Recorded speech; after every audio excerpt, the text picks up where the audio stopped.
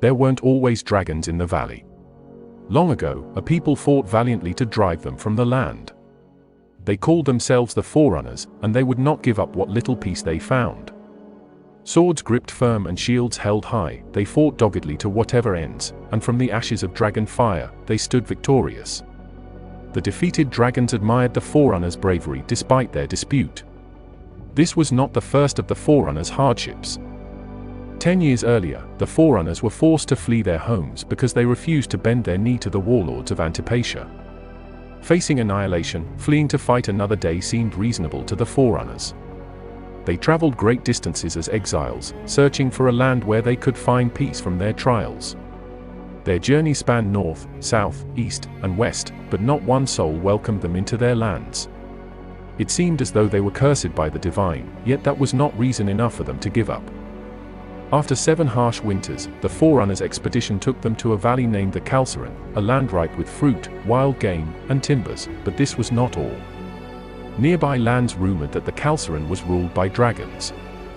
The Forerunners thought little of rumors, but this would prove no end to their struggles.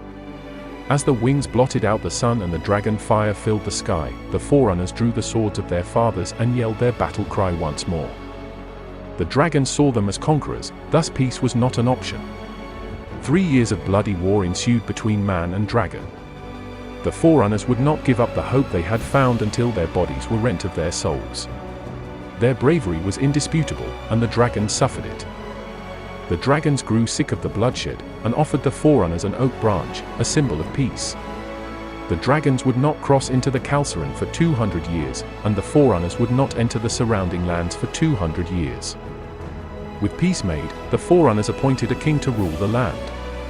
In fact, 12 kings ruled the CHALCIREN honorably for the span of the 200-year peace.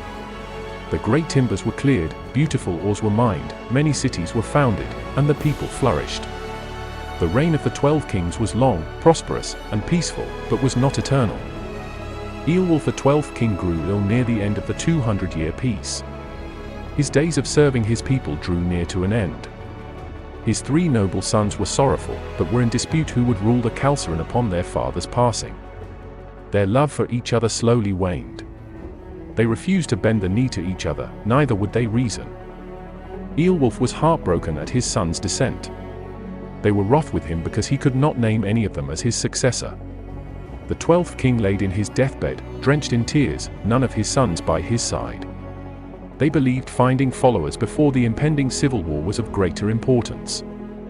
On the morrow of 1,000 tears, Ealwulf, the 12th king of the CHALCIREN, died. A leaderless people in a land surrounded by dragons were lost.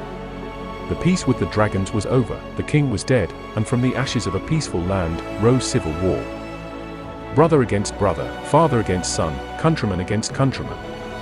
They forged their tools into spears, their tables into shields, their linen into banners, their hearts into iron.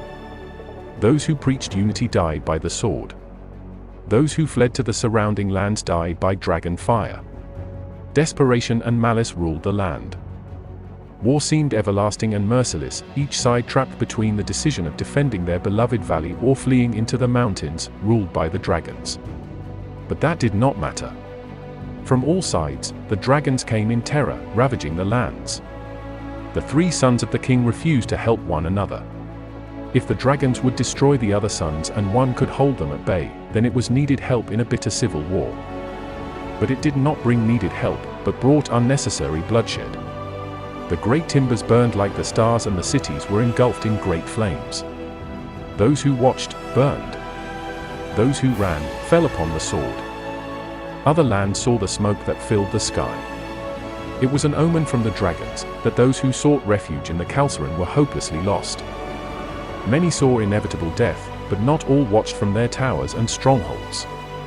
Warriors from all lands seeking redemption, glory, and honor rallied under what they called the banner of the Red Raven.